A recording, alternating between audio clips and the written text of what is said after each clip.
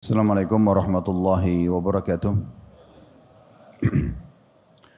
Alhamdulillah, selalu saja lisan kita memuji Sang Pencipta Allah atas segala nikmat yang dilimpahkan kepada kita, terutama nikmat Islam dan iman. Karena dengan Islam dan iman kita jadi mengenal siapa Tuhan kita Allah, dan kita punya panduan hidup, tahu bagaimana kita meraih kebahagiaan di dunia ini dan juga meyakini tentang adanya balasan yang sempurna di akhirat sana. Sehingga setiap muslim akan selalu punya panduan hidup karena mengenal Tuhannya. Dia tahu mana makanan, minuman, pakaian, pendapatan, pergaulan yang dibolehkan dan yang tidak dibolehkan. Maka ini sebuah nikmat yang sangat besar, selain tentu pelengkap-pelengkapnya dari kesehatan, kekuatan, kesempatan, makanan, minuman, dan terlalu banyak nikmat Allah yang tidak bisa kita hitung. Sebagaimana Allah sudah menyebutkan, wa in ta'uddu ni'matallahi la tuhsuha. Kalau kalian ingin menghitung-hitung nikmat Allah, maka kalian tidak akan mampu menghitungnya. Tugas kita sebagai manusia adalah menikmati dan bersyukur. Bagaimana kita mencari nafkah, kemudian kita membeli makanan dan minuman yang halal, pakaian yang halal, biologis yang halal, kemudian setelah itu kita syukuri. Tidak lebih daripada itu. Selanjutnya kita panjatkan salam hormat kita kepada utusan Allah, Nabi besar Muhammad sallallahu alaihi wa ala alihi wa sahbihi wasallam, sebagaimana Allah telah memerintahkan kita untuk mengucapkan salam hormat itu, dan tentu sebagai balas jasa kepada manusia terbaik ini yang telah menghabiskan 23 tahun dari masa hidupnya, 13 tahun fase Mekah semuanya dengan hinaan, cacian, puncaknya diusir dari kampung halamannya, dan 10 tahun tersisa di kota Madinah, semuanya penyempurnaan terhadap agama Allah subhanahu wa ta'ala. Pada kesempatan ini insyaAllah, sebagaimana judul yang diminta oleh panitia, istiqamah. Kita coba buka dulu tema kita ini dengan kembali menyadari dan merenungi kenapa kita semua ada di muka bumi ini. Sesekali coba teman-teman duduk, kemudian di waktu yang lebih lowong, di tempat yang lebih tenang dan santai, lalu coba berpikir, kira-kira kenapa saya ada di sini? Kenapa saya dilahirkan di muka bumi ini? Setiap hari, mulai dari pagi seperti ini, siang, kemudian sore, malam, rutinitas akan sama. Dan ini sampai kapan? Apakah ini ada akhirnya atau tidak? Pertanyaan ini penting sekali untuk menjadi pondasi daripada kehidupan setiap muslim. Jawabannya sudah sangat jelas, Allah sebutkan dalam surah Az-Zariyat, surah nomor 51 ayat 56. Ayat yang paling masyhur yang sering dibahas oleh para ustadz-ustadz kita, wa ma khalaqtul jinna wal insa illa liya'budun.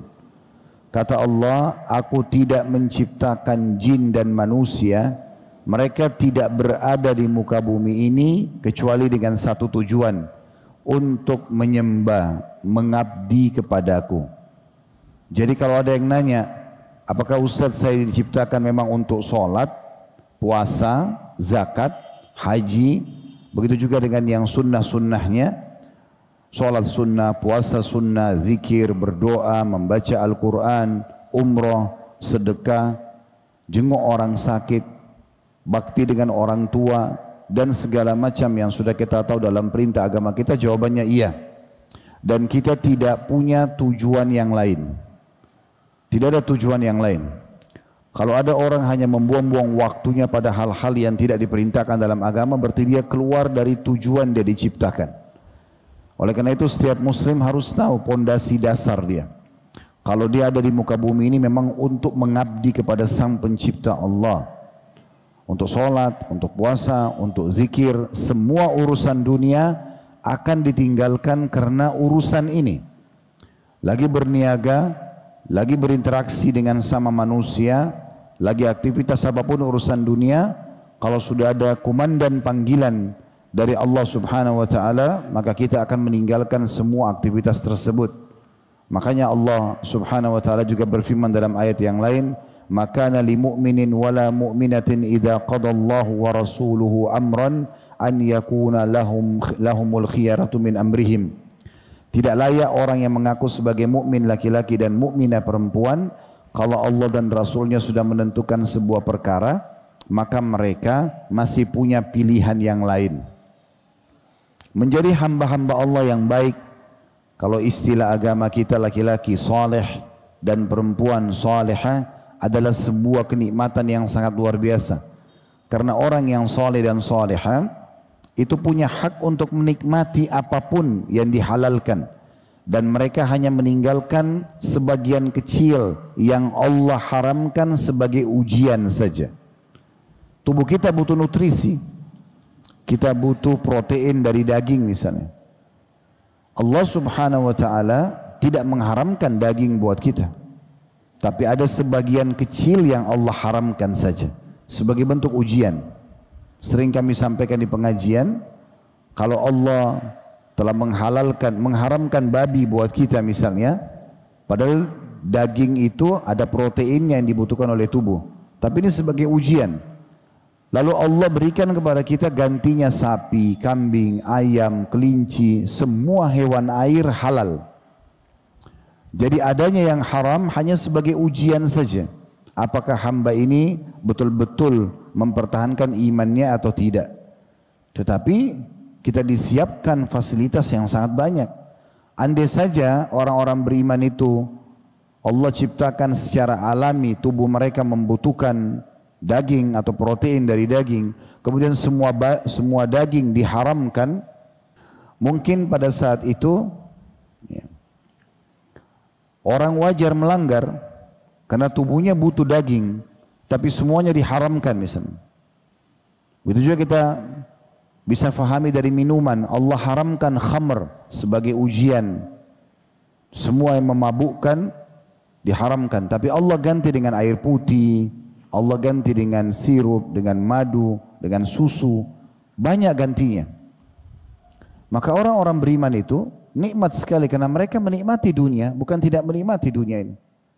Mereka boleh makan, mereka boleh minum, mereka boleh mengejar prestasi terbaik di dunianya.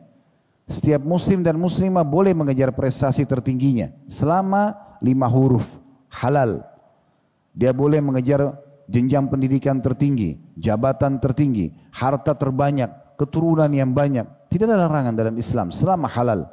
Dan kita tinggal meninggalkan 5 huruf yang lain, yaitu haram.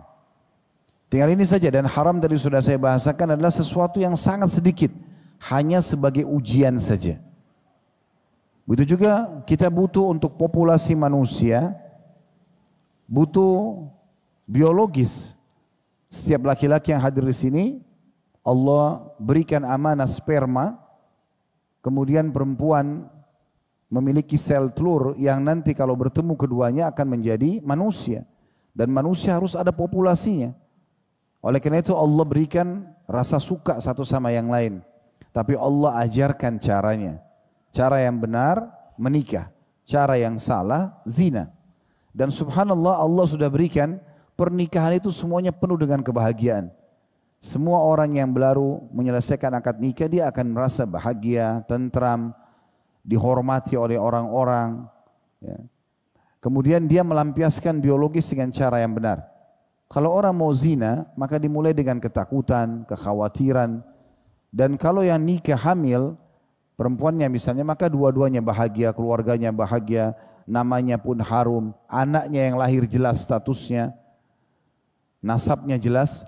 Kalau zina, kalau hamil, dua-duanya malu, keluarganya malu, anak yang lahir dikenal dengan anak zina, tidak jelas statusnya. Tidak ada warisan bagi anak zina, tidak ada penisbatan nama kepada pemilik sperma. Jadi Islam sudah datang. Bukan tidak boleh pacaran, tapi pacaran setelah menikah. Safar berdua, masuk hotel berdua, menikmati sampai punya anak sekian banyak pun tidak ada larangan. Oleh karena itu, menjadi hamba-hamba Allah yang beriman, yang patuh kepada Allah dan kembali kepada rel yang benar, pondasi awal dia diciptakan untuk mengabdi kepada Allah adalah kebahagiaan. Semua hidupnya tertata dengan rapi. Dia dianjurkan untuk memberikan hak Tuhannya, dianjurkan untuk memberikan hak makhluk. Dua-duanya berimbang. Semua hidupnya terkontrol. Sampai hari ini, saya dapat informasi terakhir dari teman-teman kita di sana di Jepang. Sebagian masyarakat Jepang kalau masuk ke supermarket mencari kalau daging-daging kaleng yang ada label halalnya. Kenapa mereka cari itu? Karena mereka berprinsip bahwasanya kalau ada label halalnya berarti itu lebih sehat. Islam sudah mengajarkan kita untuk itu. Orang-orang non-muslim banyak yang suka dengan apa yang umat Islam jadikan sebagai pegangan hidup mereka. Saya pernah diundang di Jawa Tengah pada saat itu. Tepatnya di kota Pekalongan, ceramah. Kemudian kami nginap di salah satu hotel syariah. Subhanallah, di lift saya kebetulan lagi naik mau menuju ke kamar. Ada orang-orang non-muslim kelihatan nginap di hotel syariah itu. Kemudian saya sempat tanya pemilik hotelnya, apa antum pernah, di sini ada kunjungan tamu orang-orang non-muslim? Ada, banyak bahkan. Terus pernah nggak antum tanya, kenapa mereka memilih hotel syariah? Kan banyak hotel-hotel umum. Maka jawaban mereka secara fitrah, secara alami, orang-orang ini mengatakan kami lebih suka di sini karena keluarga kami lebih aman. Tidak ada minuman keras, tidak ada perempuan-perempuan nakal. Itu bahasa orang non-muslim dan mereka masuk ke hotel-hotel syariah. Dan sekian banyak. Saya kemarin ketemu sama teman-teman dari BSI, Bank Syariah Indonesia, kemudian saya disampaikan kalau cukup banyak nasabah mereka orang non-muslim. Mereka milih perbankan syariah karena mereka merasa lebih aman saja. Dengan uang yang tidak sedikit mereka letakkan di situ. Dan sekian banyaklah contoh-contoh dalam kehidupan kita yang bisa kita tarik. Jadi menjadi orang-orang yang soleh dan soleha, orang yang mengenal Tuhannya dan berpegang teguh pada ajaran Allah, dan dia nikmati apa yang Allah perintahkan, apa yang Allah halalkan, dan dia tinggalkan apa yang Allah haramkan. Ini kebahagiaan yang luar biasa. Di dunia kita bisa nikmati makanan, minuman, pakaian, pendapatan, biologis, semuanya yang halal.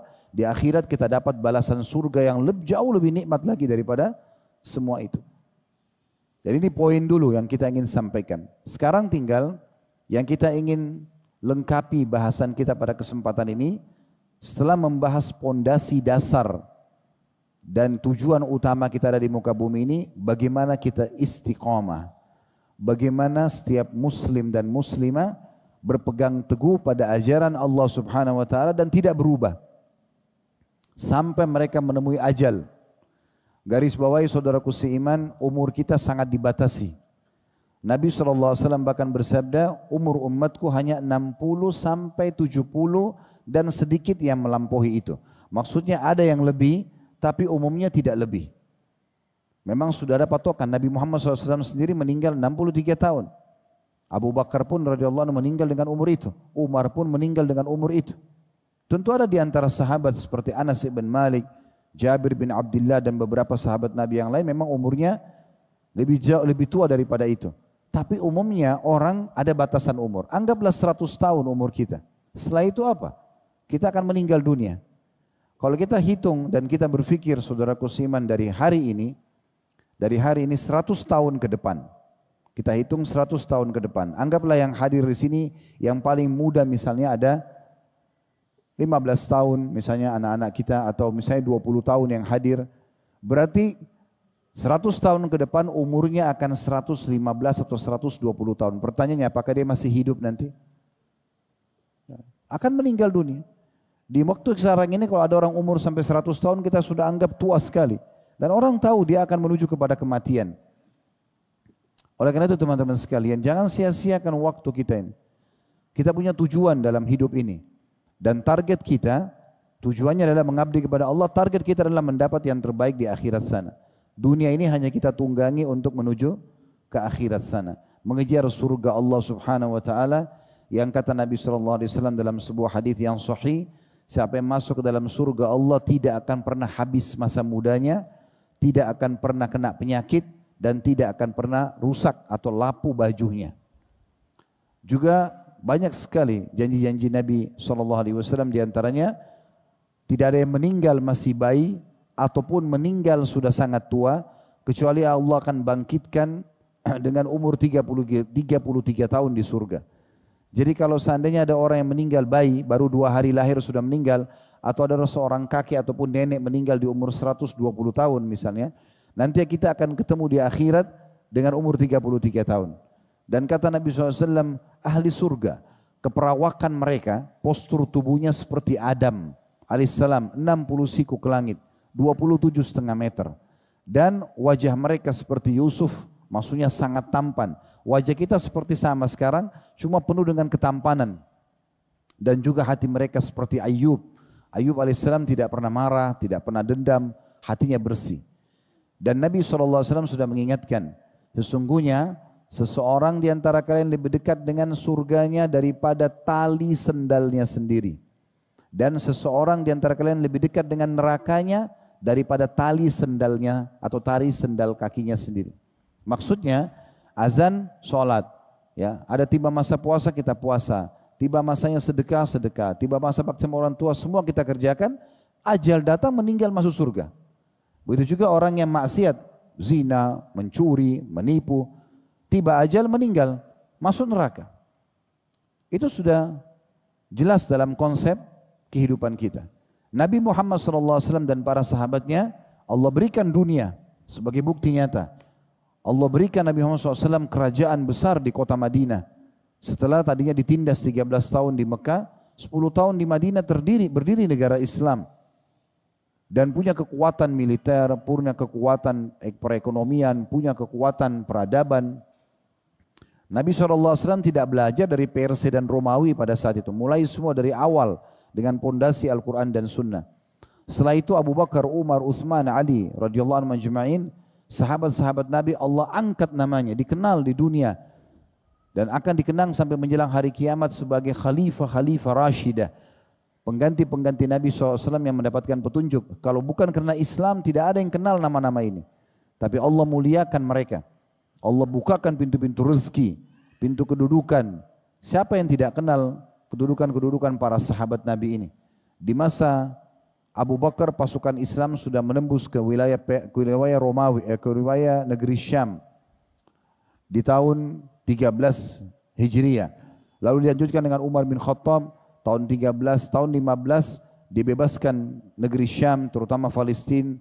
Kemudian tahun 16-nya diutus pasukan ke Persia dan menaklukkan wilayah Persia, Irak, Iran dan Afghanistan. Kemudian tahun 20 dikirim lagi pasukan untuk menembus wilayah Mesir sehingga Afrika Utara terbuka, Mesir, Tunis, Jazair, Maroko. Kemudian setelah itu terus saja ekspansi Islam sampai Umar bin Khattab meninggal di tahun 23 Hijriah. Lalu Uthman bin Affan mulai menyebarkan kemakmuran di wilayah kaum muslimin dari tahun 23 sampai sekitar 35 atau 36 atau 37 tentang masalah kerajaan atau para penguasaan beliau. Lalu kemudian Ali bin Abi Thalib melanjutkan menyelesaikan fitnah-fitnah internal dari keluarnya kaum Khawarij dan yang semisalnya sampai akhirnya mereka dikenal sebagai raja-raja dunia. Begitu juga dengan datang dinasti Islam, Umayyah, Abbasiyah, Utsmaniyah. Banyak sekali orang-orang yang coba menerapkan agama Islam ini, Allah berikan kebahagiaan dunia. Dan juga tentu di akhirat Allah akan kasih kebahagiaan. Sebaliknya orang yang hidup di masa Nabi Muhammad SAW seperti Abu Jahal, Abu Lahab, ya Umayyah bin Khalaf, Syaibah, Al-Walid. Mereka punya kekayaan di Mekah. Tapi karena tidak beriman pada Allah, tidak kembali kepada dasar daripada pondasi mereka diciptakan oleh Allah, mengabdi pada Allah, akhirnya Allah binasakan. Hilang semua hartanya, tidak ada lagi yang mengenang Abu Jahal sama Abu Lahab kecuali keburukannya saja. Di dunia sudah mereka rugi, rusak namanya, di akhirat pun mereka akan masuk ke dalam api neraka. Makanya Nabi Muhammad SAW waktu memasukkan jenazah Abu Jahal dan teman-temannya ke dalam sumur di lokasi perang Badar, maka beliau mengatakan, wahai fulan bin fulan, wahai fulan bin fulan, disebutkan namanya satu persatu. Ada 70 tokoh Quraisy waktu itu. Lalu Nabi SAW mengatakan, apakah kalian sudah mendapatkan apa yang Tuhan kalian ancamkan pada kalian? Maksudnya sekarang kalian sudah mati nih, Harta kalian sudah akan dibagi sebagai warisan, nggak ada lagi yang akan dikenang dari dunia. Sekarang kalian sudah meninggal, siksa sudah ada depan mata. Apa kalian sudah mendapatkan apa yang diancamkan kepada kalian? Sungguh, kata Nabi Muhammad SAW, aku sudah mendapatkan apa yang Tuhanku janjikan. Maksudnya di dunia diberikan kemenangan, kedudukan, kebahagiaan, dan juga di akhirat aku akan masuk ke dalam surga. Kata Umar radhiyallahu anhu, ya Rasulullah, mereka sudah jadi bangkai. Apa yang mereka dengar dari Anda? Kata Nabi SAW, ini sebagai mukjizat tentunya ya. Allah berikan kepada Nabi Muhammad SAW suara beliau, kedengaran dan memang menjadi pelajaran bagi tokoh-tokoh Quraisy yang kufur itu. Maka kata beliau, sesungguhnya hai Umar, mereka lebih mendengar apa yang aku ucapkan daripada engkau mendengar ucapanku. Jadi kebahagiaan akan didapatkan dengan orang berpegang teguh pada agama ini. Jangan pernah berubah, nggak perlu cari tujuan lain. Nikmati semua yang halal, kerjakan apa yang diperintahkan sampai ajal datang. Dan tinggalkan apa yang dilarang. Selesai. Kita akan merasakan kebahagiaan dan juga kita akan mendapatkan yang terbaik di akhirat. Coba renungi teman-teman sekalian. Kalau antum pernah ngikutin tablik akbar kami serial sahabat yang sebulan sekali di Blok M. Setiap Sabtu kedua lepas sholat duhur. Kurang lebih seperti ini waktunya sampai menjelang asar. Itu kita selalu jelaskan tentang kisah-kisah para sahabat. Ada di antara mereka yang punya harta pada saat meninggal. Abu Bakar, Abdurrahman bin Auf, Talha bin Ubaidillah, ya, Sa'ad bin Ubadah dan beberapa sahabat-sahabat ridwanullah alaihim yang mereka pada saat meninggal, harta mereka itu memenuhi gudang-gudang mereka. Pertanyaan sederhana, apakah harta itu hasil tabungan mereka semasa hidupnya? Dari awal mereka tabung kayak sekarang banyak umat Islam berpegang seperti prinsip kapitalis. Mereka nabung aja terus setiap hari. Sedekah enggak pernah, ya, melakukan amal-amal soleh dengan hartanya enggak pernah, karena dia berpikir untuk menabung. Bukan menabung untuk akhirat, tapi menabung seperti orang-orang non-muslim untuk urusan dunianya. Maka jawabannya tidak. Waktu Abdurrahman bin Auf meninggal dunia, waktu Utsman bin Affan meninggal dunia, waktu Sa'ad bin Ubadah meninggal dunia, Talha bin Ubaidillah meninggal dunia, ridwanullah alaihim, ditemukan gudang harta mereka penuh dengan harta. Itu bukan dari hasil tabungan semasa hidup mereka. Tapi harta-harta melimpah itu datang beberapa hari sebelum mereka meninggal. Karena rutinnya mereka bersedekah. Sa'ad bin Ubadah radhiyallahu anhu berkata kepada anaknya Qais, ini gudang hartanya ayah. Sedekahkan sesuka kamu. Maka setiap hari si ayah dan anak ini cuma bersedekah saja. Memanggil dari atas rumah mereka, wahai muslimin, siapa yang butuh bantuan silahkan. Hari ini mereka berbagi keju, besok mereka berbagi gandum, besok mereka berbagi madu, besok mereka berbagi uang. Bagi semuanya.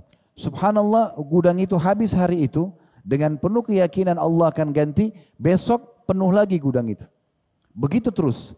Jadi harta-harta para sahabat pada saat mereka meninggal, saya pernah hitung dalam bentuk rupiah itu bisa sampai puluhan bahkan ratusan miliar rupiah mereka tinggalkan harta. Itu justru dari hasil sedekah mereka yang mereka keluarkan harian. Mereka di dunia sudah nikmati, mereka makan, mereka minum, mereka bisa sedekah sehingga melimpah pahala yang didapatkan di akhirat. Juga meninggalkan untuk ahli waris yang melimpah. Ini kalau kita berjalan di atas konsep Islam yang sebenarnya. Oleh karena itu teman-teman sekalian, berpegang teguh pada agama Allah Subhanahu wa taala ini adalah kebahagiaan, ketentraman jiwa. Tidak ada ketentraman yang bisa didapatkan kecuali dari agama Allah ini. Oleh karena itu berpegang pada tujuan utama kita diciptakan, kemudian kita istiqomah saja. Tinggal bagaimana kita istiqomah. Allah Subhanahu wa taala memerintahkan Nabi-Nya Muhammad sallallahu alaihi wasallam untuk istiqamah, konsisten, menikmati yang halal, meninggalkan yang haram, mengerjakan yang diperintahkan yang wajib dan sunnah, meninggalkan yang dilarang haram dan makruh. Berpegang teguh setiap hari begitu sampai meninggal. Allah katakan dalam surah Hud, surah nomor 11 ayat 112, "Fastaqim kama umirta wa man taba ma'ak." Wahai Muhammad, beristiqamalah kamu sebagaimana telah diperintahkan. Nikmati yang halal, tinggalkan yang haram, kerjakan diperintahkan, tinggalkan yang dilarang, istiqamah konsisten sebagaimana kau diperintahkan, dan ajak orang-orang yang telah taubat masuk Islam, yang mengikuti ajaranmu supaya bersama-sama engkau istiqamah.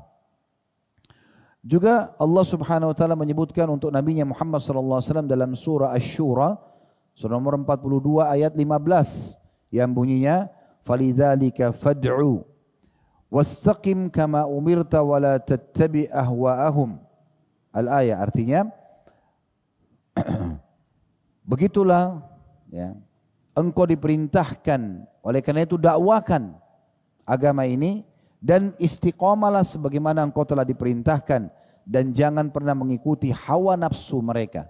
Maksudnya orang-orang yang jauh dari agama Allah. Enggak perlu kita ikut melenceng sebagaimana melencengnya mereka. Enggak perlu duduk bergaul sama orang-orang yang menjauhkan kita dari agama Allah. Kita boleh kenal mereka, tapi untuk kita ikutin langkah mereka enggak boleh. Kemudian dalam surah Fussilat, surah nomor 41 juga ayat 6, Allah Subhanahu wa taala berfirman, "Fastaqimu ilaihi wastaghfiru." Istiqamalah kalian selalu di jalan Allah itu dan memohon ampunlah kalian. Allah juga menyebutkan tentang Nabi Musa dan Nabi Harun alaihi wassalatu wassalam dalam surah Yunus surah nomor 10 ayat 89 yang bunyinya qala qad ujibat da'watukuma fastaqima wa la tattabi'anni sabilal ladzina la ya'lamun. Sungguh telah diterima permintaan kalian berdua, maka istiqamalah. Hai Musa dan Harun, istiqamalah, berpegang pada isi Taurat itu dan perintah-perintah agama Allah, jangan terpengaruh dengan orang-orang yang tidak mengikutinya. Dan jangan pernah mengikuti jalan-jalan orang yang tidak mengetahui tentang hal tersebut. Dalam surah Fussilat juga, surah nomor 41 tadi ayat 30, ayat yang lain ya. Allah Subhanahu wa taala menjanjikan bagi orang-orang yang istiqamah ini kebahagiaan. Dan pada saat mereka meninggal dunia akan mendapat sambutan-sambutan yang meriah dari para malaikat. Bunyinya innal ladzina qalu rabbunallahu tsumma istaqamu tatanazzalu alaihimul malaikatu alla takhafu wa la tahzanu wa abshiru bil jannati allati kuntum tu'adun. Sesungguhnya orang-orang yang mengatakan Tuhanku Allah, kemudian mereka beristiqamah, konsisten, tidak pernah menyimpang, tidak pernah berbuat syirik, tidak pernah menyekutukan Allah, tidak pernah kufur. Mereka berpegang pada janji mereka beriman kepada Allah itu. Mereka istiqamah, maka pada saat mereka meninggal akan turun para malaikat sambil mengucapkan kepada mereka, janganlah kalian takut dan jangan kalian sedih dan terimalah berita gembira, kalian akan masuk ke dalam surga sesuai dengan apa yang dijanjikan kepada kalian. Di dalam ayat lain juga Allah ingatkan surah Al-Ahqaf, surah nomor 46 ayat 13 sampai 14. Innal ladzina qalu rabbunallahu tsumma istaqamu fala khaufun 'alaihim wa lahum yahzanun. Sesungguhnya orang-orang yang mengatakan Tuhanku Allah, kemudian mereka istiqamah, terus berpegang pada itu, tidak syirik kepada Allah Subhanahu wa taala, mereka tidak pernah menyimpang, menikmati yang halal, tidak buat yang haram, mengerjakan perintah, meninggalkan yang dilarang, maka tidak perlu ada ketakutan untuk mereka dalam kehidupan dunia apalagi akhirat, dan mereka tidak perlu bersedih. Pastikan teman-teman sekalian, kalau kita sudah berada di jalan Allah, kita sudah coba mengerjakan perintah, meninggalkan larangan, maka hidup kita akan senang. Itu janji Allah. Kalau ada di antara kita yang sudah coba mengerjakan agama Allah, kemudian masih ada saja ujian-ujian datang kepada mereka, misalnya gangguan-gangguan dalam hidupnya, bisa karena dua hal. Yang pertama karena memang ada dosa yang dia masih lakukan sehingga itu peringatan dari Allah untuk dia berhenti, atau justru memang dalam bentuk ujian untuk peninggian derajat dia. Tapi kebahagiaan akan bersama dia. Setiap ujian pun kalau datang akan diberikan perangkat-perangkat oleh Allah untuk dia dapatkan jalan keluarnya. Itu keadaan orang-orang beriman. Allah mengatakan di ayat 13 tadi itu, ayat 14-nya, ulaika ashabul jannati khalidina fiha jazaa'an bima kanu ya'malun. Mereka adalah para penghuni surga sebagai balasan terhadap apa yang telah mereka lakukan. Abu Bakar radhiyallahu anhu menafsirkan ayat ini sambil mengatakan, mereka adalah orang-orang yang tidak pernah menyimpang dari komitmen beriman kepada Allah, termasuk tidak pernah berbuat kesyirikan. Mujahid berkata, seorang tabi'in yang masyhur rahimahullah, mereka adalah orang-orang yang memeluk Islam, kemudian tidak mempersekutukan Allah hingga mereka berjumpa dengan Allah itu sendiri. Umar bin Khattab juga menafsirkan ayat ini tentang istiqamah. Beliau di atas mimbar sambil khutbah dan membaca innal ladina qalu rabbunallahu thumma istaqamu. Sesungguhnya orang-orang yang menyatakan Tuhanku Allah kemudian mereka istiqamah. Kata beliau, demi Allah, kata Umar bin Khattab radhiyallahu anhu, demi Allah mereka adalah orang-orang yang konsisten kepada Allah dengan mentaatinya dan tidak berkelok seperti berkeloknya serigala. Artinya tidak sama sekali menyimpang walaupun hanya sekejap mata. Selama itu haram, dia tidak akan pernah menyentuhnya. Selama itu halal, dia akan nikmati. Selama itu perintah, dia akan selalu berada di bagian depan orang-orang yang mengerjakan. Selama itu larangan, maka dia juga termasuk orang yang paling pertama menjauhinya. Maka itu yang dimaksud dengan orang-orang yang akan dihilangkan dari mereka kesedihan di dunia. Tidak ada rasa takut mereka, kebutuhan mereka akan dipenuhi. Di akhirat pun mereka akan mendapatkan balasan yang terbaik. Ibnu Rajab rahimahullah berkata, istiqamah adalah menempuh jalan yang lurus, yaitu agama Allah yang lurus tanpa berbelok darinya, baik ke kanan maupun ke kiri, dan itu mencakup pelaksanaan semua ketaatan, wajib ataupun sunnah. Kalau ada di antara kita yang masih memilah-milah, ini wajib, ini sunnah, berarti belum istiqamah ini. Belum istiqamah. Orang yang istiqamah adalah orang yang menjaga yang wajib dan juga menjaga yang sunnah. Jadi setiap muslim dan muslimah punya kewajiban dalam dirinya untuk menanamkan, mengejar semua apa yang Allah perintahkan. Jangan pernah bersembunyi di kata-kata yang Anda ucapkan, kan cuman sunnah. Kenapa tidak puasa Senin Kamis? Kan cuman sunnah. Kenapa tidak sholat duha, sholat malam? Kan cuman sunnah. Kenapa tidak zikir pagi petang, baca Quran, berdoa antara azan dan iqamah? Ya, kan cuman sunnah. Ini keliru. Ini orang yang tidak mau istiqamah di jalan Allah. Sunnah juga perintah agama.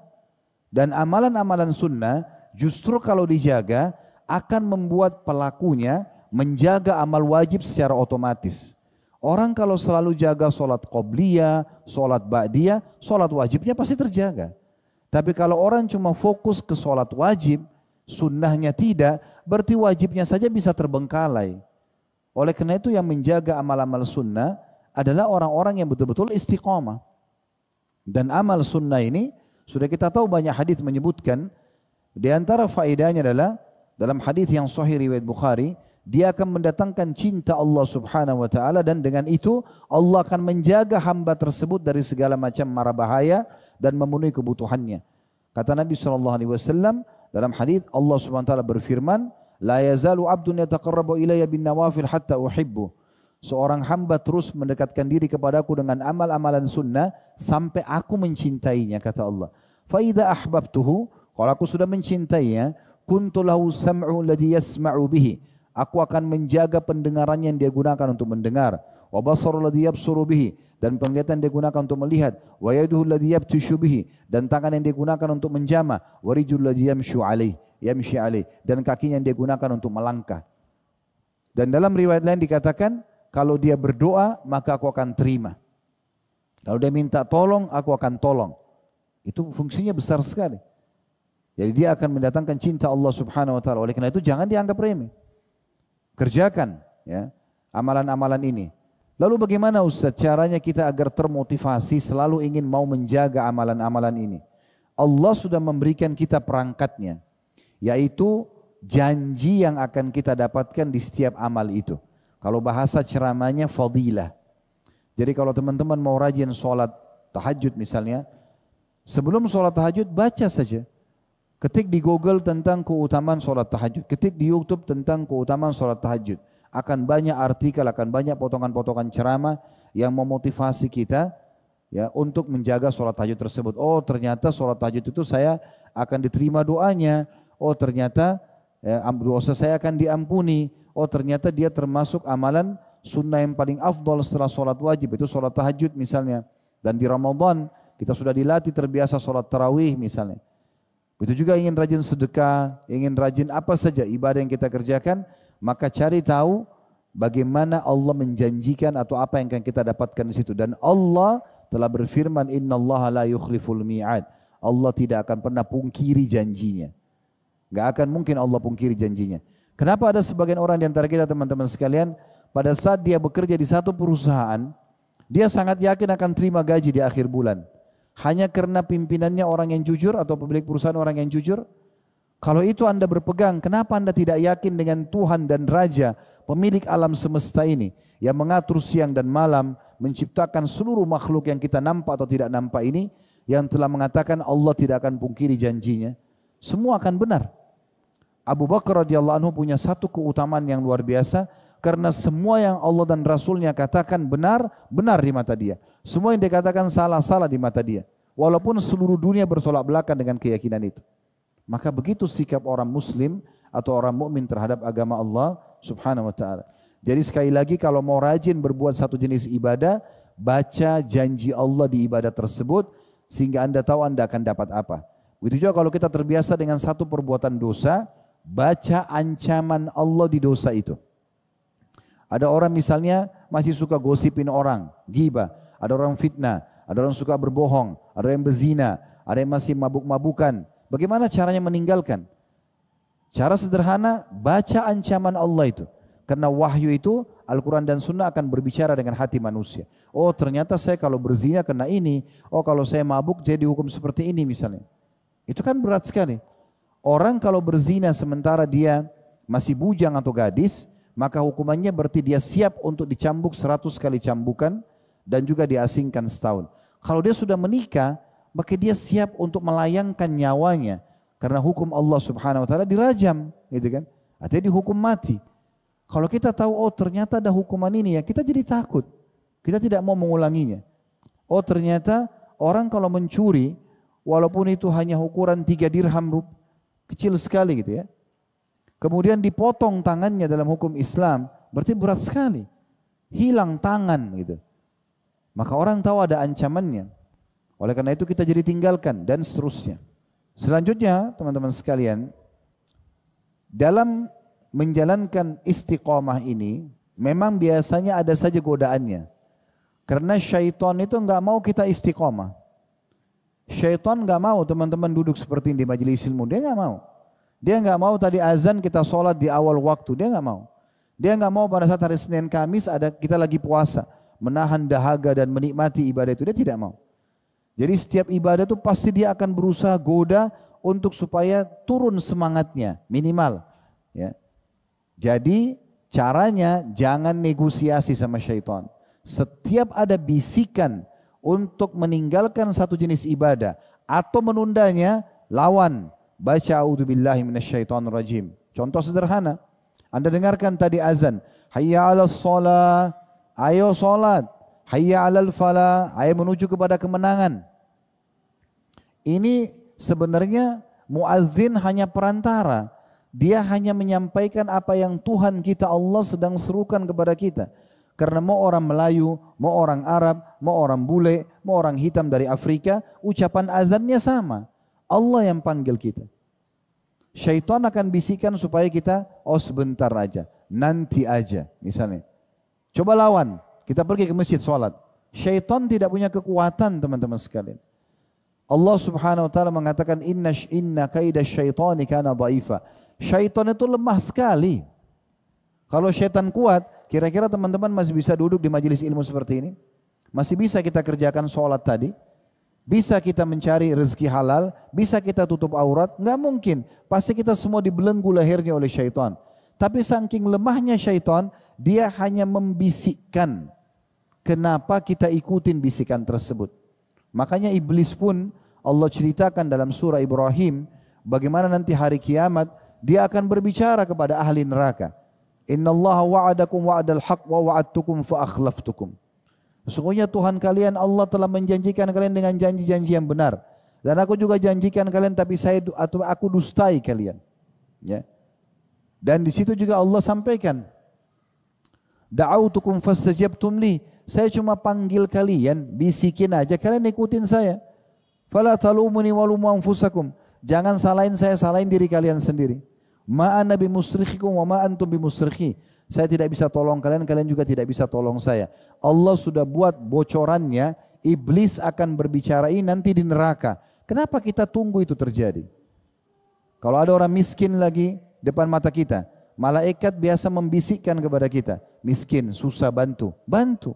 Syaitan akan bilang, jangan bantu, masih kuat, mungkin itu menipu. Jangan negosiasi sama syaitan. Selama perintah ibadah, kerjakan. Dan syaitan tidak akan pernah bisa memberhentikan kita. Asal kita tinggal mau mengerjakan saja. Nabi SAW mengingatkan kita dalam sebuah hadis riwayat Imam Ahmad, Inna di kulli abidin syirwatun, wa li kulli syirwatin fatrah, fa imma ila sunnati wa imma ila bid'ah. Faman kanat fitratuhu ila sunnah faqad ihtada, wa man kanat fitratuhu ila ghairi dhalika faqad halak. Sesungguhnya ada memang masa-masa di mana godaan itu datang. Semangat bisa kendor karena syaitan berusaha negosiasi. Udah tidur aja, kamu masih ngantuk di malam hari. Padahal sebenarnya kita bisa saja bangun uduk sholat malam gitu kan. Tapi dia bisikin begitu. Udahlah nggak usah bantu orang itu, dia masih mampu. Udahlah nanti aja majelis ilmunya, nggak usah duduk dan segala macam. Maka kata Nabi SAW memang ada saatnya itu. Ya. Dan di masa-masa jenuh itu, ketahuilah hanya dalam waktu tertentu saja. Artinya, di saat ada godaan datang, kalau kita tepis, kita akan aman sebenarnya. Yang jadi masalah kalau kita ikutin bisikan-bisikan itu, sehingga kita jadi kendor gitu. Lalu kata Nabi SAW, siapa yang di masa lagi turun itu, lagi ada godaan-godaan syaitan, kemudian dia berpegang pada sunnah, tetap dia berpegang pada perintah agama, dan bukan kepada pelanggaran-pelanggaran agama ataupun perbuatan-perbuatan yang melawan sunnah, bertolak belakang dengan sunnah atau bid'ah biasa dikatakan, maka sesungguhnya dia telah mendapatkan hidayah. Dan siapa yang justru masa-masa turunnya itu godaannya syaitan datang, dia ikutin, maka dia telah binasa. Maka dia telah binasa. Saya ingin berbagi poin begini. Teman-teman, saya yakin Masya Allah mau duduk di majelis ilmu seperti ini pasti ada pemicu awalnya. Pemicu awal itu mungkin antum pernah dengar dulu ceramah tentang surga kah, tentang neraka kah. Ada pasti satu potongan ceramah atau nasihat yang buat kita awal sekali hijrah. Benar gak? Nah, sekarang setelah kita dengarkan ceramah itu, kita mulai istiqomah tuh, mulai jadi rajin sholat, mulai jadi rajin tutup aurat, mulai jadi rajin pengajian. Ini syaitan tidak akan biarkan, dia akan berusaha untuk menggelincirkan kita. Dia tidak bisa membuat kita tinggalkan langsung, tapi dia akan buat kita pelan-pelan merasa anggap remeh, udahlah nanti aja, ditunda-tunda. Kalau kita ikutin syaitan, lama-lama kita akan tinggalkan itu. Yang jadi masalah, fahami baik-baik. Kalau kita betul-betul tergerincir seperti apa yang dibisikkan oleh syaitan, untuk kembali ke level iman kita yang pertama, itu tidak cukup dengan dongkrakan yang pertama. Misal, kita sudah 1 tahun nih istiqomah. Tahun lalu kita kebetulan dengar ceramah seorang ustadz kita tentang masalah surga dan neraka. Mulailah kita taubat, mulailah kita istiqomah, hijrah 1 tahun. Dalam 1 tahun ini ternyata di bulan ke-12 ada bisikan-bisikan syaitan kepada kita, bertemu dengan teman-teman masa lalu, ngobrol-ngobrol, akhirnya mulailah kendor, mulailah toleransi, mulailah turun imannya. Pada saat itu, untuk kembali, kalau kita ingin kembali ke istiqomah kita yang awal, pada saat sudah mulai kendor dan kita ikuti bisikan syaitan, itu tidak cukup dengan kembali mendengarkan ceramah yang awal. Butuh pendongkrak yang lebih kuat. Oleh karena itu jangan buat diri kita masuk dalam bab futur atau bab yang kita tergelincir untuk melemahkan iman kita. Karena untuk kembali ke seperti awal itu enggak mudah. Butuh pendongkrak yang lebih kuat lagi. Oleh karena itu 1 kali istiqomah. Saya sering bahasakan kepada ikhwah dan akhwat kita, kalau sekali hijrah sekalian. Kenapa setengah-setengah? Kenapa menjadi orang soleh dan solehah ini tidak sekaligus 100%? Kenapa masih dicicil-cicil? Kenapa masih ada pintu-pintu dosa yang masih mau dibuka? Untuk apa? Amal soleh dipelajari untuk diamalkan, dosa dipelajari untuk dihindari. Saya kasih contoh rasional. Dosa itu kalau antum buka pintunya, ibarat kita punya sebuah rumah yang punya bolongan dindingnya. Mungkin kayak ada bolongan seperti di masjid kita ini misalnya. Ya. Ini contoh saja. Ada bolongan, udara lagi dingin. Ada dua cara untuk supaya kita selamat dari udara dingin dan serangga-serangga. Cara yang pertama kurang efektif, cara kedua sangat efektif. Yang kurang efektif, antum cuma pakai selimut saja. Ambil selimut pakai. Udara dingin berkurang ya. Mungkin sebagian serangga nggak bisa gigit antum. Tetapi masih bisa kena udara dingin, masih bisa diserang serangga. Kapan kita tidur tidak sadar selimutnya terbuka, selesai. Ini kurang efektif. Bagaimana cara efektifnya? Tutup tembok itu. Tutup 100%. Tutup semua dengan batu bata, maka biar kita tidur nggak pakai selimut aman. Maksudnya apa? Pintu-pintu dosa ini sama teman-teman buruk, kalau antum hanya pakai selimut, ya masih berteman sama mereka, masih kumpul-kumpul sama mereka, masih toleransi. Seperti orang pakai selimut tadi, setiap saat mereka bisa jerumuskan kita. Dan ini berbahaya. Saya tahu beberapa ikhwah kita hadir di pengajian, sangat antusias awalnya, tapi karena dia buka pintu tergelincir ini, dia nggak istiqomah, untuk kembali sekarang susah banget. Kita nasihatin pun tidak semudah awal dia kena gitu. Saya tadi bilang butuh pendongkrak yang lebih besar. Tapi kalau kita tutup, selesai, nggak ada lagi dosa. Udah kita musuhan sama dosa, pelanggaran agama sudah tidak ada. Istiqomah sekalian, ajal akan datang.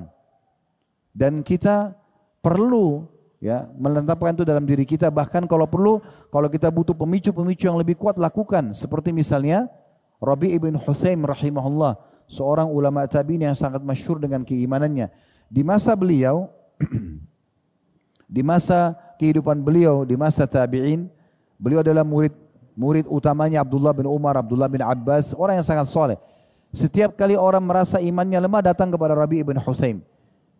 Beliau ini selalu kalau bicara surga, neraka, akhirat, dosa, tentang amal soleh, itu aja.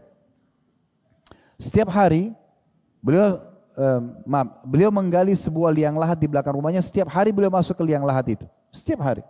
Sebagai bentuk introspeksi diri. Dia masuk, kemudian dia tunggu sejenak. Tidak ada keluarganya yang tahu. Dia masuk sendiri aja. Di belakang rumahnya dia buat liang lahat, malam hari baru dia masuk. Kemudian dia sambil mengatakan, wahai Rabi', bagaimana kau nanti kalau seandainya ya, engkau bertemu dengan firman Allah subhanahu wa ta'ala, qala rabbirji'un, dalam surah Al-Mu'minun, surah nomor 23 ayat 99, potongan akhir ayat 99-nya. Nanti orang-orang pada saat meninggal, orang kafir, orang yang banyak dosanya tidak taubat, mereka mengatakan, qala rabbirji'un, wahai Tuhanku, kembalikan aku ke dunia. Untuk apa? Untuk makan lagi makanan favoritnya, untuk kumpul sama teman-temannya, untuk kejar prestasi dunia, tidak lagi. Ayat 100-nya Allah mengatakan, la'alli amalu salihan fima tarakt. Semoga saja aku bisa mengerjakan amal soleh yang dulu pernah aku tinggalkan. Sambil dia mengatakan, wahai Rabi', beramallah sebelum datang masa penyesalan itu. Gara-gara itu beliau tidak pernah tinggalkan hal-hal yang buruk. Nanti akan kita sebutkan kiat-kiat untuk istiqamah ya. Tapi ini gambaran umumnya dulu. Ada seorang sahabat Nabi dalam hadis riwayat Muslim berkata kepada Nabi Muhammad SAW, "Qul li fil Islami qawlan la as'alu anhu ahadan ghairak." Wahai Rasulullah, sampaikan kepadaku tentang satu nasihat dalam agama Islam yang aku tidak perlu lagi tanyakan kepada selain Anda. Maksudnya sebuah pernyataan, sebuah perkataan, sebuah nasihat, sebuah wasiat yang kalau Anda ucapkan membuat saya bisa istiqomah dalam agama ini. Maksudnya saya bisa fahami agama ini dan saya bisa berpegang. Kata Nabi SAW, "Qul amantu billah thumma istaqim." Ikrarkan dengan lisanmu, renungi dengan fikiranmu dan yakini dengan hatimu, Tuhanku Allah, tidak ada yang menciptakan langit dan bumi ini, tidak ada pemiliknya, tidak ada penguasanya. Tidak ada yang mengatur semua populasi manusia, hewan-hewan, tumbuh-tumbuhan, pergantian musim dan segala macam hal ini kecuali Allah. Lalu istiqamalah. Apa yang Dia perintahkan kerjakan, apa yang Dia halalkan nikmati, apa yang Dia larang jauhi. Itu kata kuncinya.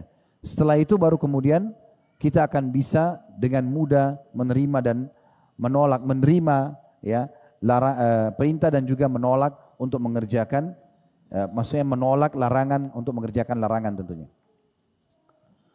Kemudian juga dalam hadis riwayat Ahmad, kata Nabi SAW, "Idza kanazan nasu dzahab wal fiddah."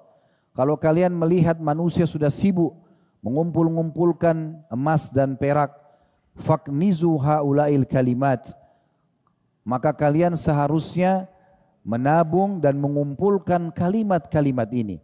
Orang lagi sibuk kumpulin harta dunia, kalian justru kumpulkan kalimat-kalimat ini, yaitu Allahumma inni as'aluka tsabata fil amr. Ya Allah, aku minta agar aku selalu berpegang teguh, istiqamah dalam perkara keimanan ini. Kemudian juga di dalam riwayat Imam Muslim disebutkan tentang bahayanya orang kalau berubah, ya. Karena kalau orang berubah ini teman-teman sekalian dan terjerumus, satu kali terjerumus, ini bisa saja dia dikuasai oleh syaitan dan bahaya sekali. Bahkan bisa murtad dari agama Islam, bisa jauh dari agama Islam. Bisa bahkan hilang dunianya dan hilang akhiratnya. Disebutkan dalam sebuah hadis riwayat Muslim, kata Nabi SAW, "Ala la yudhananna rijalun al-hawdi." Nanti pada hari kiamat ada orang-orang yang ditolak dari telagaku. Kama yudhanu al-ba'irud dhal, sebagaimana ya dipisahkan unta yang hilang. Unadihim ala halumma, aku pun memanggil mereka, ayo ke sini. Fayuqal innahum qad baddalu ba'daka fa'aqulu suhkan suhkan. Pada saat Nabi SAW panggil mereka, ayo ke sini minum di telagaku, karena Nabi SAW tahunya mereka adalah orang Islam. Maka kata para malaikat, sesungguhnya mereka telah mengubah agamamu setelah engkau meninggal. Kata Nabi SAW, sungguh jauh, pergilah kalau gitu. Ingat teman-teman sekalian, kalau Allah Subhanahu wa taala dan Rasulullah sallallahu alaihi wasallam cemburu dengan orang-orang Islam yang lebih memilih iblis daripada Allah dan Rasulnya. Dalam sebuah riwayat disebutkan ada seseorang laki-laki menemui istrinya selingkuh, wa naudzubillah, dengan laki-laki lain.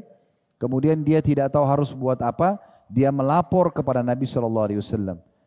Pada saat Nabi SAW dengar tentang penyampaian tersebut, maka beliau mengatakan, pada saat Nabi SAW sampai kepada Nabi SAW, ada seorang sahabat Sa'ad bin Ubadah radhiyallahu anhu atau Sa'ad bin Mu'adz salah satunya, tiba-tiba menghenuskan pedangnya sambil mengatakan, ya Rasulullah, kalau terjadi pada saya akan hukum mati aja.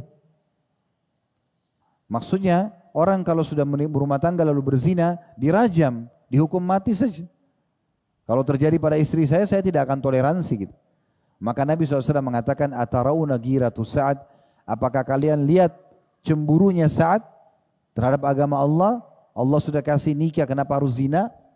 Maka ana agyaru min Sa'ad, kata Nabi SAW, aku lebih cemburu daripada Sa'ad. Maksudnya Nabi SAW cemburu kepada kita. Masa saya sudah bilang sholatlah, puasalah, nikahlah, ya, sedekahlah, zikirlah, hadirlah majelis ilmu dan seterusnya, ujungnya surga loh ini. Iblis bilang jangan, lebih pilih iblis. Kata Nabi SAW, saya cemburu. Kenapa lebih pilih iblis? Wallahu aghyaru minni wa min Sa'ad. Dan ketahuilah Allah lebih cemburu lagi daripada aku dan Sa'ad. Kenapa Allah sudah kasih kita panduan hidup, Allah sudah kasih kita semua yang halal, masih pilih yang haram, masih pilih iblis.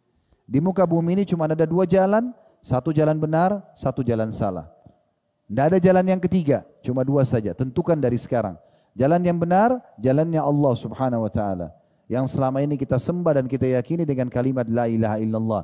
Masjid ini pun dibangun, Anda pun hadir di majelis ilmu seperti ini. Tadi Anda sholat justru karena beriman kepada Allah Subhanahu wa taala. Juru bicara Allah adalah para nabi-nabi. Penyambung lidahnya para nabi-nabi, para ulama dan dai. Kita kalau ke majelis mereka, bertemu dengan mereka, bergaul dengan mereka, akan dipandu ke jalan Allah dan ujungnya surga. Ini jalan yang benar. Jalan yang salah, jalan yang kedua. Dan tidak ada jalan yang ketiga sekali lagi, cuma dua jalan. Ini jalan sesat, jalannya iblis. Jalannya iblis yang akan membawa ke neraka. Juru bicaranya ahli maksiat. Siapapun pelaku dosa kalau Anda berteman, berarti menuju ke jalan iblis, ujungnya neraka. Dan juga yang kedua adalah dukun, peramal, penyamun, penyihir. Siapa yang bergaul sama mereka akan dibawa ke dalam neraka. Tidak ada jalan yang ketiga, cuma dua, tentukan dari sekarang. Dan sekali istiqomah, sekali jadi orang yang soleh dan soleha, sekali hijrah menjadi orang sekaligus yang baik. Kita akan tutup teman-teman sekalian dengan kiat-kiat kita agar bisa istiqomah. Ya. Yang pertama, tadi yang sudah saya singgung, jangan pernah ikuti bisikan syaitan. Jangan pernah negosiasi sama syaitan. Dari mana saya bisa tahu Ustaz? Semua bisikan yang terlintas di kuping kita, di hati kita untuk maksiat kepada Allah atau untuk lalai dari amal soleh, syaitan. Jangan diikuti. Perhatikan riwayatnya. Kata Nabi SAW, kalau seorang hamba terbangun di tengah malam, terbangun dari tidurnya, maka pendampingnya dari malaikat akan mengatakan, sholatlah. Jadi kalau kita bangun tengah malam, mungkin Anda biasa rasakan, tiba-tiba ada pikiran sholat tahajud. Itu dari malaikat. Dan pendampingnya dari syaitan, dari korinnya akan mengatakan, tidurlah, malam masih panjang. Jadi selalu ada bisikan baik, ada bisikan buruk. Bisikan baik dari malaikat untuk mengerjakan perintah. Tadi Anda dengarkan azan, ada bisikan di hati kita, sholat. Maka itu berarti dari malaikat, tinggal kita ikutin saja. Kalau ada yang mengatakan, nanti aja sholatnya, tunda aja, masih lama iqamah, syaitan, jangan negosiasi. Ini kiat yang pertama, jangan negosiasi sama syaitan. Semua bisikan untuk menjauhkan diri kita dari agama Allah, untuk melakukan dosa, syaitan, tolak. Syaitan tidak akan menjelma jadi makhluk besar, lalu cekik kita harus berzina, harus bohong, enggak. Dia lemah. Kita tinggal bilang, a'udzubillahi minasyaitonir rajim. Ya, aku berlindung kepada Allah dari syaitan yang rajim. Rajim itu maksudnya dipana dengan panah api dari para malaikat. Di bahasa Indonesia diterjemahkan terkutuk. Ya, sebenarnya rajim itu dirajam, dilempar dengan panah-panah api dari potongan-potongan bintang yang Allah sebutkan dalam surah Al-Mulk, waja'alnaha rujuman lisyayatin, dan kami jadikan bintang-bintang sebagai rujum untuk syaitan-syaitan, sebagai alat untuk memanah syaitan-syaitan tersebut. Jadi setiap kali datang bisikannya tolak saja, ya, tidak boleh diikuti. Yang kedua, agar kita bisa istiqomah, tolak semua bisikan-bisikan buruk yang datang dari jiwa kita sendiri. Ada dua penyebab ya, ada bisikan syaitan dari luar, ada juga bisikan dalam diri kita sendiri. Karena Allah memberikan potensi dalam diri kita, itu ada potensi untuk melakukan kebaikan, potensi untuk melakukan keburukan. Makanya ada manusia terjerumus dalam kesalahan. Ya. Allah berfirman dalam surah Yusuf surah nomor 12 ayat 53, innan nafsa la'ammaratun bisu. Sesungguhnya dalam jiwa itu ada bisikan-bisikan buruk. Ya. Saya kasih contoh supaya lebih jelas. Waktu kan kita sepakat nih, kalau sekarang ditanya siapa yang banyak atau siapa yang menjerumuskan manusia pada kekufuran dan maksiat, jawabannya siapa? Iblis. Ya. Oke, pertanyaan sekarang. Waktu iblis disuruh sujud kepada Allah pada saat Nabi Adam diciptakan, siapa yang menggoda iblis supaya dia tidak mau sujud? Kan digambarkan dalam Al-Quran begitu kan, dia tidak mau sujud kan? Kira-kira siapa yang goda iblis? Jiwa buruknya sendiri. Jadi ada potensi itu dalam diri. Nah biasanya bisikan buruk dalam jiwa atau potensi ini itu ditunggangi oleh syaitan agar kita melakukan dosa. Oleh karena itu, kita harus bisa mengontrol diri kita. Semua sama, jadi kiat pertama sama kedua ini, bisikan syaitan dari luar diri kita dan bisikan dari dalam diri kita, tinggal kita tolak saja dan berlindung kepada Allah Subhanahu wa taala agar selamat dari godaan semua itu. Yang ketiga, jauhi semua jenis perdebatan. Orang yang istiqomah itu tidak suka berdebat. Kalau kita sedang diskusi ilmiah, iya. Berdebat tidak. Tidak usah berdebat, tidak penting.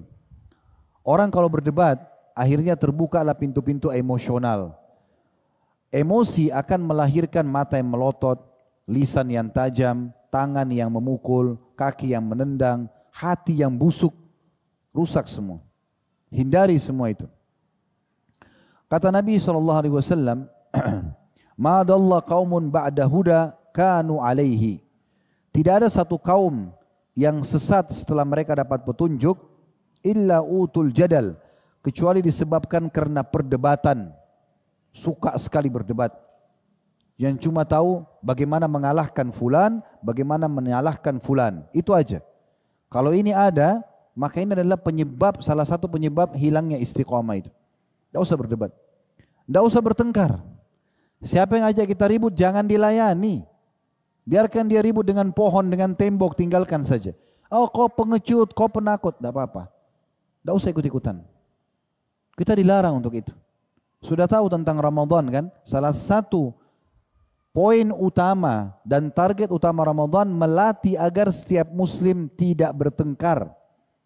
Kata Nabi SAW, فَإِذَا كَانَ يَوْمِ صَوْمِ أَحَدُكُمْ فَلَا يَرْفُثْ وَلَا يَصْخَبْ.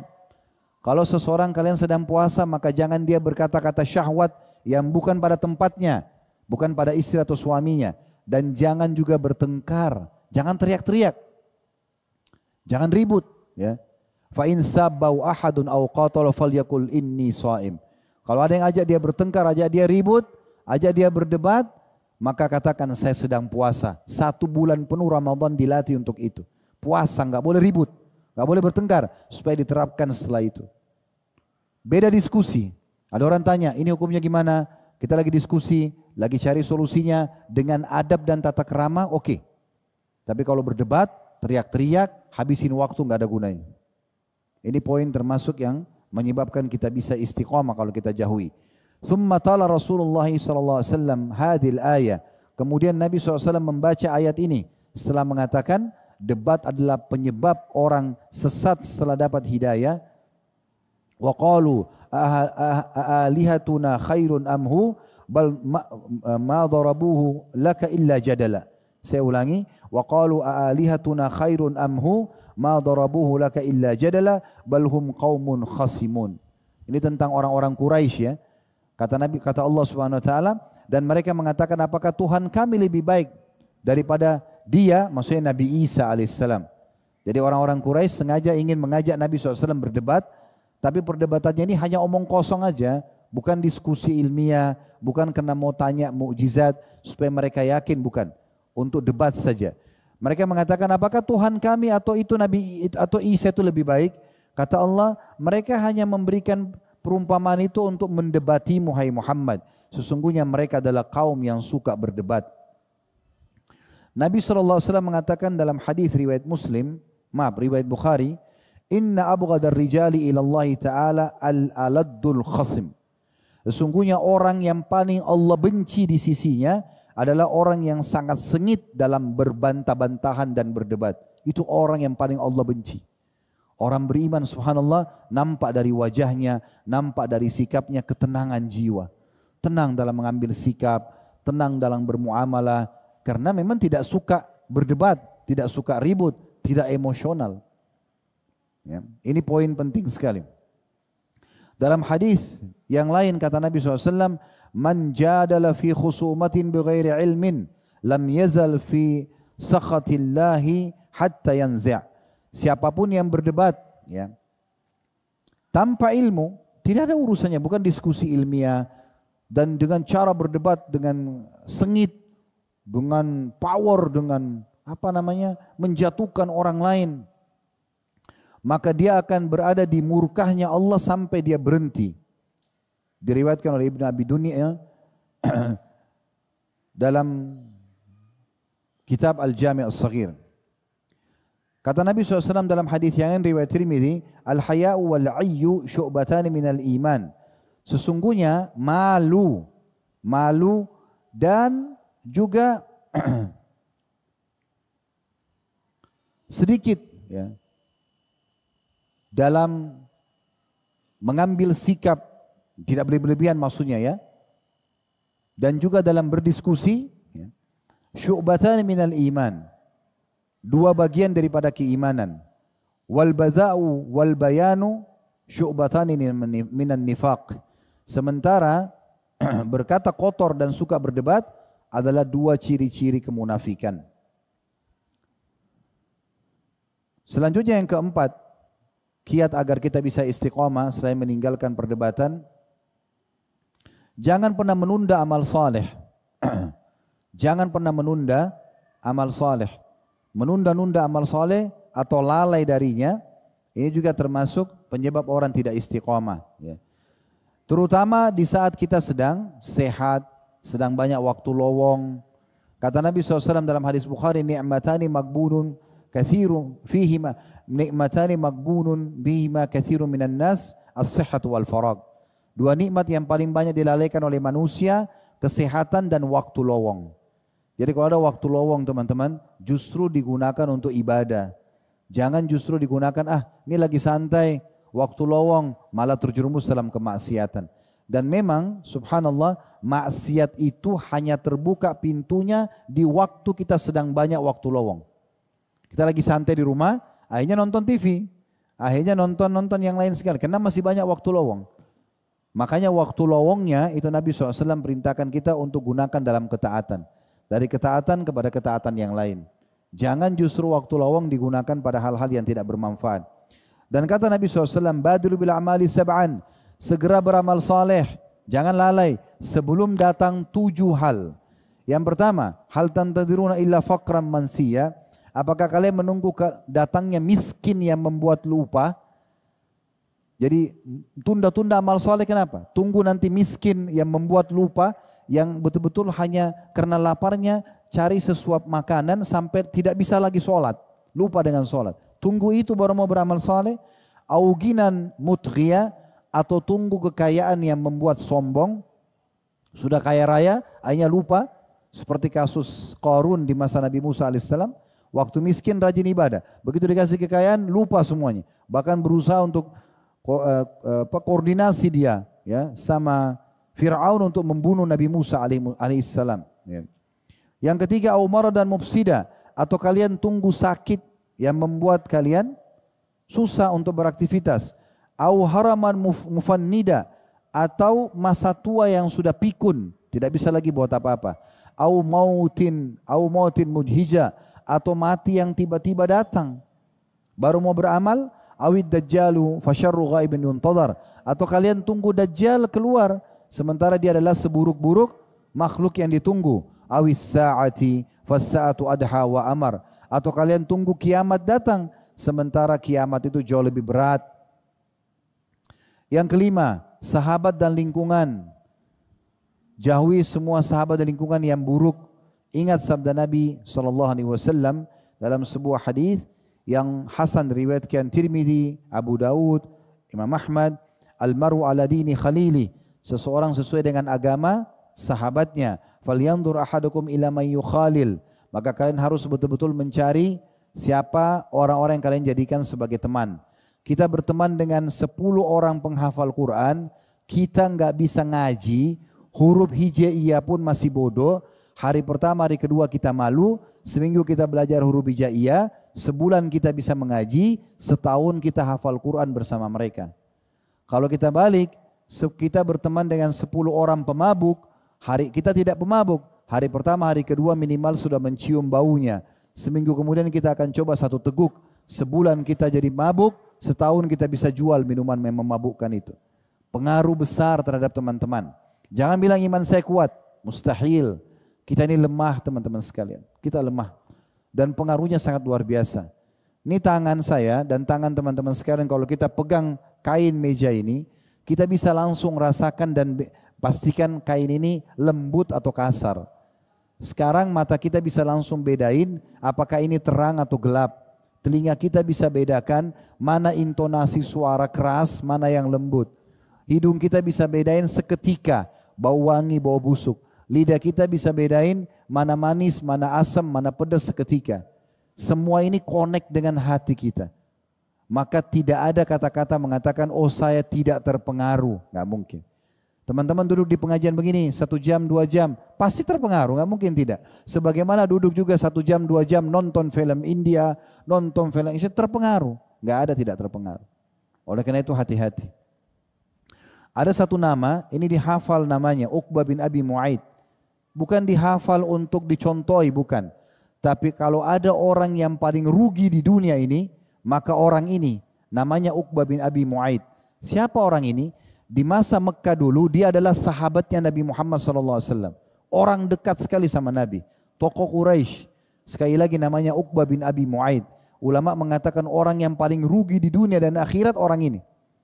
Mungkin teman-teman cuma dengar biasa Abu Jahal. Nama ini lebih parah ini. Parahnya itu kalau Abu Jahal jelas-jelas memerangi Islam. Kalau ini tidak. Perhatikan apa kisahnya. Uqbah bin Abi Mu'aid ini pernah mengundang Nabi Muhammad SAW satu waktu makan di rumahnya. Maka Nabi SAW kasih syarat. Saya mau datang hai Uqbah. Tapi dengan syarat ya, kamu masuk Islam. Kamu syahadat. Maka Uqbah bilang, baiklah. Kalau cuma itu syaratnya nggak apa-apa datang ke rumah saya. Akhirnya Uqbah masuk Islam. Syahadat dia. Nabi SAW makan. Tersebar satu Mekah waktu itu. Kalau tokoh Quraisy Uqbah bin Abi Mu'aid masuk Islam. Apa yang terjadi teman-teman sekalian? Dia punya sahabat lain namanya Umayyah bin Khalaf. Kalau belum tahu Umayyah bin Khalaf ini majikannya Bilal. Yang siksa Bilal taruh batu di dadanya. Nah ini tokoh Quraisy juga. Ya dihitung seperti rajanya Mekah pada saat itu. Dia selevel dengan Abu Jahal ini. Umayyah bin Khalaf bilang kepada Uqbah bin Abi Mu'aid, saya dengar kau sudah masuk ke agamanya Muhammad, meninggalkan agama nenek moyang kita. Dia bilang, saya hanya terpaksa karena Muhammad mau datang ke rumah saya makan kalau saya masuk Islam. Apa kata Umayyah bin Khalaf? Kalau begitu, kau harus tinggalkan agamanya. Kalau tidak, putus persahabatan kita. Bukan cuma itu, kau harus menemui Muhammad dan nyatakan di depan orang-orang di dekat Ka'bah kalau kau tidak masuk di agamanya, kau tinggalkan dan ludahi mukanya. Maka Uqbah bin Abi Mu'aid lakukan itu. Demi untuk mempertahankan persahabatannya sama Umayyah bin Khalaf, maka dia pun mendatangi Nabi SAW depan Ka'bah. Semua orang-orang dengar dia mengatakan, hai Muhammad, saya menyatakan keluar dari agamamu, dan diludahi muka Nabi SAW. Pada saat itu langsung Jibril alaihissalam membawa firman Allah Subhanahu wa taala yang semua orang bisa baca ini. Dalam surah Al-Furqan surah nomor 25 ayat 27 sampai 29. Jadi orang ini masih hidup, sudah Allah cap pasti masuk neraka. Coba bayangkan tuh bahayanya. Masih hidup sudah pasti masuk neraka. Kata Allah, wa yauma ya'addu adh-dhalimu 'ala yadayhi yaqulu ya laitani ittakhadtu ma'ar rasuli sabila. Nanti akan ada orang zalim, Uqbah bin Abi Mu'aid. Pada hari kiamat nanti dia akan menggigit tangannya sambil mengatakan, coba seandainya dulu aku tetap bersahabat dengan Rasul dan mengikuti jalannya. Kan dia sudah masuk Islam lalu dia murtad. Ya wailata laitani lam attakhid fulanan khalila. Aduhai celakanya, coba seandainya aku tidak jadikan Umayyah bin Khalaf sebagai sahabatku. Laqad adallani anid dzikri ba'da idh ja'ani. Dia telah menyesatkanku setelah datang kepadaku peringatan yang benar. Wa kana syaitanu lil insani khadula. Dan ketahuilah bahwasanya syaitan itu adalah penipu yang ulung bagi manusia.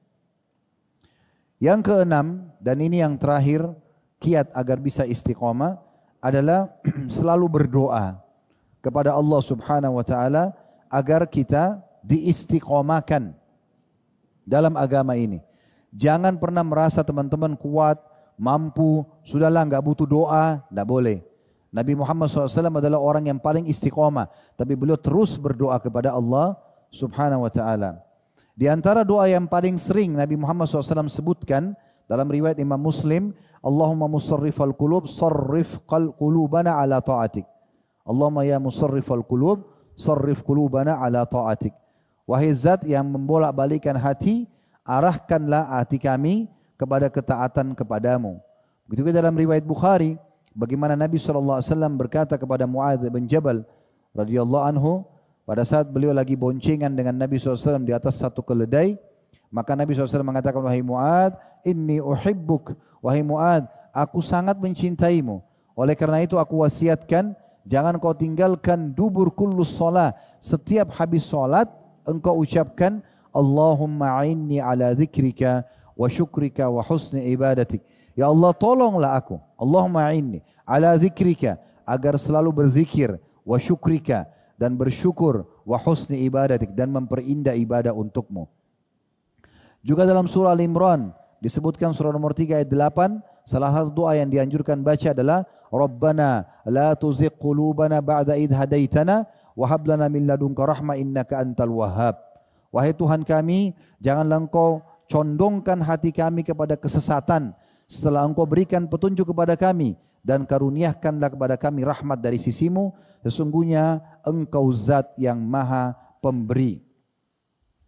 Nabi SAW juga membaca doa riwayat Tirmidzi, Allahumma alhimni rushdi, ya Allah ilhamkanlah kebenaran kepadaku, wa'idni min syarri nafsi, dan selamatkan aku dari keburukan diriku.